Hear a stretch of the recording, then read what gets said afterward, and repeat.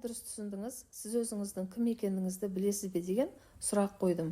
Қазіргі таңда жұрттың көбі осы сұрақтың төңірегінде өзінің әлсіз жақтары не болмаса өздерінің керемет жақсы жақтарына мән беріп жатпайды, уақыт бөлмейді.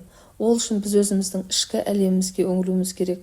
Өзіміздің ішкі жан дүниемізге, жанымызға, тәнімізге сұрақ қою арқылы біз өзіміздің ең керемет тұстарымызды анықтайтын боламыз.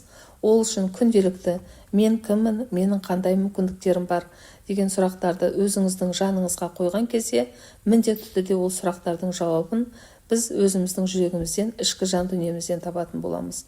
Сол себепті міндетті түрде күнделікті өздеріңізге сұрақ қою арқылы бүкіл мәселеңізді шешіп алады десем, сенесіз бе? Ол шынымен де рас. Бүкіл сұрақтың жауабы біздің өзіміздің жан дүниемізде. Бүгіннен бастап бүкіл мәселені қандай да бір проблема болып жатса, сұрақ арқылы шешіңіз.